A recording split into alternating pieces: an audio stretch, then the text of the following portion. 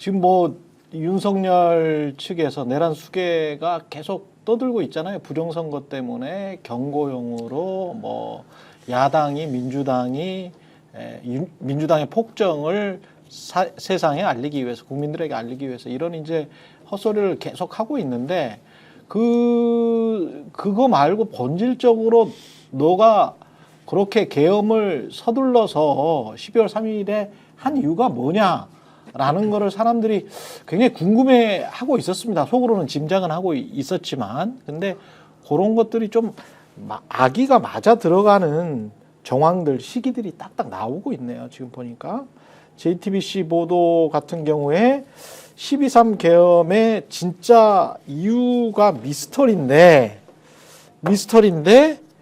11월 24일에 12월 3일에 계엄했으니까 계엄 열흘 전이죠. 12월 24일에 윤석열로부터 이런 이야기를 들었다. 김용현 전 국방부 장관이 이런 이야기를 들었다. 윤석열에게 명태균 공천 개입 사건을 언급하면서 비상대책이 필요하다. 11월 24일 날. 결국은 이제 이런 거였어요. 이런 자들이었어. 예. 그러니까 명태균 관련된 비대위 차원에서 계엄을 실시했다. 사실 좀 더 올라가면 11월 24일보다 20일 앞으로 가면 창원지검에서 이미 수사보고서를 아주 상세하게 이미 써서 아마 상부에는 다 보고를 했을 걸로 보여지거든요. 11월 4일? 그러니까 11월 4일자로 수사보고서가 창원지검에서 그렇죠. 올라갑니다. 예. 그렇다면 뭐 한 11월 한 5, 6일쯤에는 그 내용을 다 보지 않았겠습니까? 그랬겠죠. 그렇다면 한 20일 정도 머리를 꽁꽁 싸매고 아. 도대체 이거 어떻게 해결해야 되나, 거의 뭐 똥 마려운 강아지 수준으로 아마 끙끙거렸을 텐데 그러다가 이제 계엄에 대해서는 1년 전부터 저는 쭉 논의는 해왔다고 봅니다. 그러다 보니까 야 지금이야, 지금 칼을 뽑아야 돼 라고 결단한 시점이 아마 지금 김용현 전 장관이 말하는 11월 24일로 보이고요. 이 계엄의 동기라는 것은 범죄 구속 요건은 아닙니다만은 상당히 이 내란죄라는 중죄를 저지른 원인이 되고 동기가 되는 거기 그렇지. 때문에 그런 면에서는 굉장히 중요한 부분이거든요. 그렇죠. 그래서 저는 반드시 이 부분이 규명이 돼야 되고, 저도 조심스럽지만은 명태균 관련된 이 공천 개입, 공천 장사 의혹, 전 이 부분이 굉장히 크게 작용했다고 보고, 그럼 김건희 얘기를 하지 않을 수가 없는 겁니다. 그렇죠. 우리가 사실 뭐 부부 싸움이 나고 무슨 뭐 누구 때문에, 배우자 때문에 학대를 받았다. 너무 학대에 못 이겨서 뭐 끔찍한 일을 저질렀다. 뭐라고 이야기를 하면 정상 참작을 받잖아요. 마치 그런 것처럼 지금 이야기를 풀어가고 있는 거거든. 본인들이 윤석열 씨가 피해자인 것처럼. 그래서 집권여당과 윤석열 씨가 피해자로 민주당이나 야당, 국민들로부터 갖은 핍박과 압박을 받고, 그런 핍박과 압박 때문에 어쩔 수 없이 나는 계엄을 경고용으로 할 수밖에 없었다라는 그런 지금 스토리를 가져가고 있는데, 그게 아니고, 또는 우발적으로 한 게 아니고 고의로 자기의 범죄 행각을 숨기기 위해서, 또는 자기 마누라의 김건희 씨의 범죄 행각을 숨기기 위해서 이런 일을 저질렀다. 그러면은 형사적으로 봤을 때도 어떤 누군가를 살인했는데 우발적으로 저지른 거하고, 그 다음에 그 사람이 막 학대를 해서 저지른 거하고 다르죠. 전혀 다르잖아. 그러니까 이게 예. 뭐 계속 뭐 말씀드렸습니다만은 정치 검사의 이제 공소장 같은 거예요.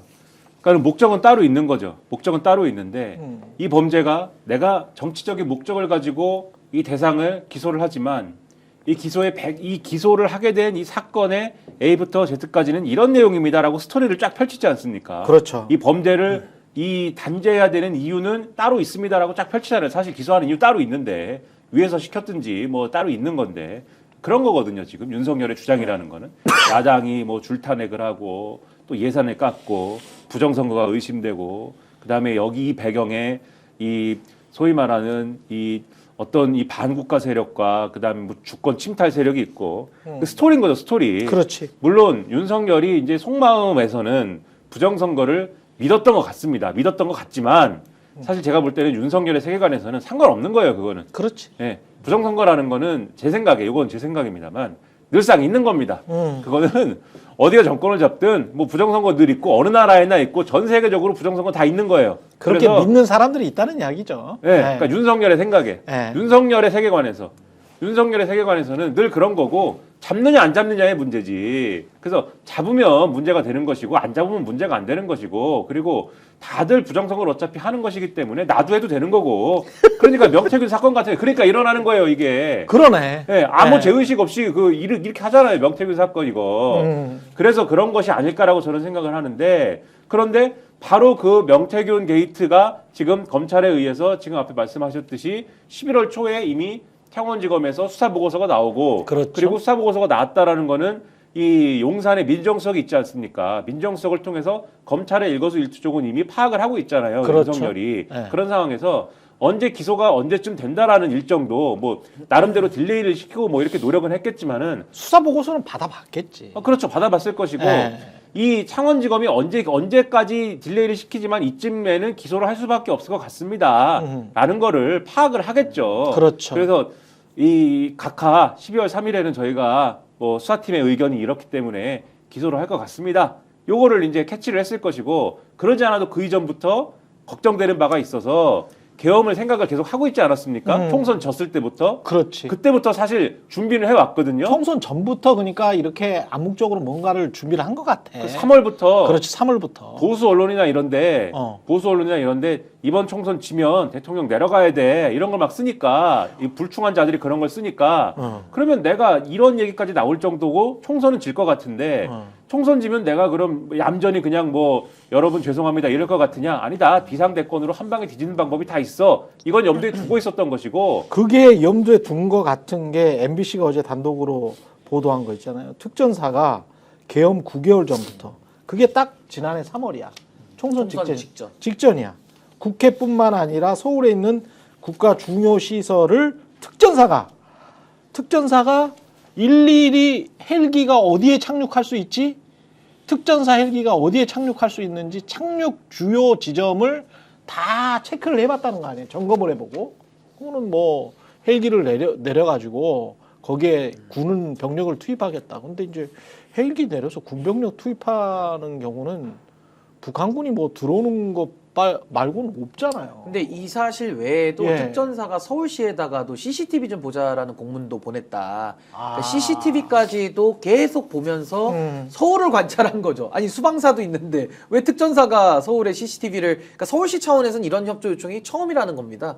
뭐 국방부도 아니고 한 일개 어떤 부대가 그렇지. 서울시에다가 CCTV에 대한 요청까지 했다는 것도 사실 요 맥락과 같은 거고요. 요즘 그러네. 특전사 또 나오지 않습니까? 그러네. 그래서 저는 윤석열이 계엄에 대해서는 오랜 시간 숙성되어 준비는 해왔는데 이 칼을 뽑게 된 직접적 계기는 전 명태균 케이스라고 보는 것이고 사실 지난 대선은 저는 명확하게 부정선거로 저는 규정합니다. 부정선거였어요. 왜 부정선거냐? 왜 부정선거? 윤석열이 당선됐는데 네. 당선의 배경에는 명태균이 다 있었던 겁니다. 그러니까 부정선거죠. 그게 뭐냐면은 여론 조작했고요. 그렇죠. 문자 여론조사와 여론조사 뿌풀리기로 당내 경선부터 작업을 친 게 이미 다 뉴스타파에 보도가 됐으니까 부정선거고요. 정치자금과 공청장사까지 이게 연결되기 때문에 일련의 과정에서 보면은 지난 대선 비밀 선거 사무실도 따로 열었어요. 그러니까요. 양재동에. 윤석열이 당선된 선거는 저는 부정선거 아니냐라는 생각이 드는 것이고 지금 윤석열은 사실 이 지금 명태균 게이트 도저히 처치가 곤란되다 보니까 저는 선관위의 간부분도 부정선거라는 그 소위 말하는 극우 강경 유튜버들이 떠드는 그 목적도 있었겠습니다만은 저는 선관위가 관련된 본인의 범죄 사실도 감추려는 의도도 있었을 것이다. 예. 그러니까 선관위의 간 목적이 두 가지인 거죠. 유튜브들 만족용 그리고 자기 증거 인멸용 요 두 가지로 저는 선관위를 타겟한 거 아니냐. 그러니까 요 맥락하고 이어서 보면 그렇지. 이 계엄과 명태균의 선거 부정 이건 연결이 되는 겁니다. 지금 맥락적으로. 스픽스는 말하는 언론입니다. 대세는 유튜브, 그중에서 스픽스. 좋아요, 댓글, 구독, 알림 설정. 여러분이 저희를 사랑해 주시고 우리가 여러분을 사랑하는 4가지 방법입니다.